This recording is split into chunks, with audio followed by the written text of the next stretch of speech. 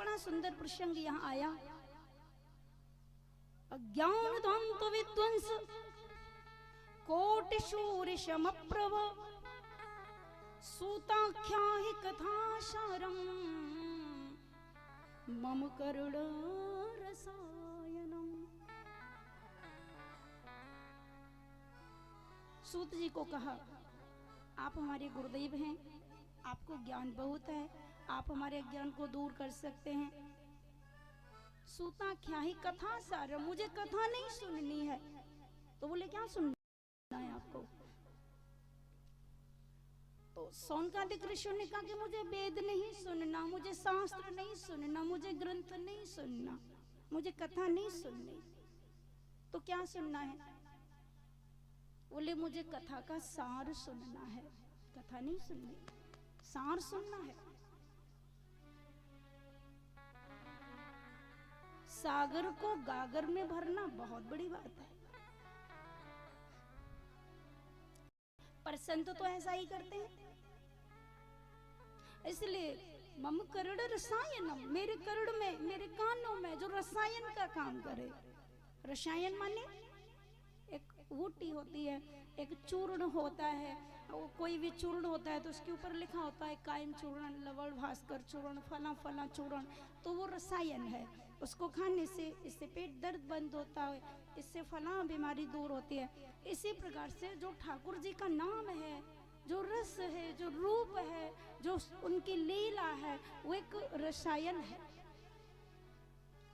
वो हमारे कलुषित विचारों को दूर करती है, वो हमारा जीवन धन्य बनाती है, हमें जीवन देती है। भगवान की कथा, जन्म तो मिल गया पर जीवन नहीं मिला। जीवन तो संत देंगे, जन्म तो माता पिता ने दिया, तो माता पिता ने दिया। तो यहाँ बहुत सुंदर सूताख्यायी कथा सार मम करुण रसायनम। थोड़ा सा कुछ करें और उसी से कल्याण हो जाए, इसके लिए आप मुझे कुछ सुनाइए। इसके लिए सूत जी ने बहुत सुंदर प्रसंग सुनाया। अपने गुरुजी सुखदेव भगवान को प्रणाम किया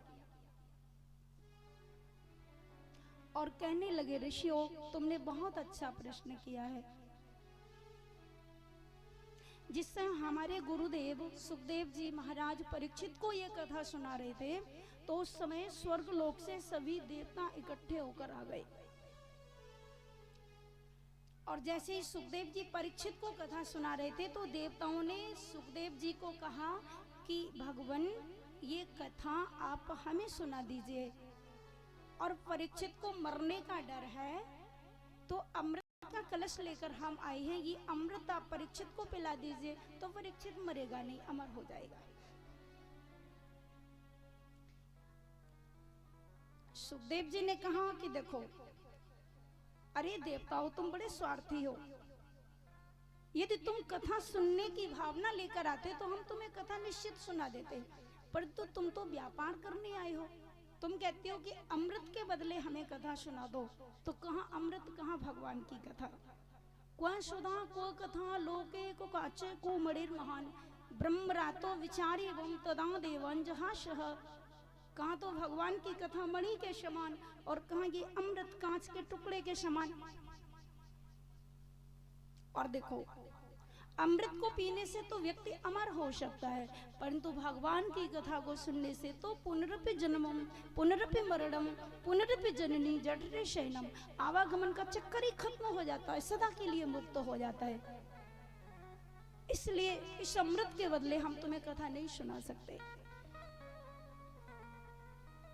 तदा देवांजहाश, और देवताओं का अपमान कर दिया, देवताओं की अवहेलना कर दी, देवताओं को कथा से वंचित कर दिया, कथा नहीं सुना।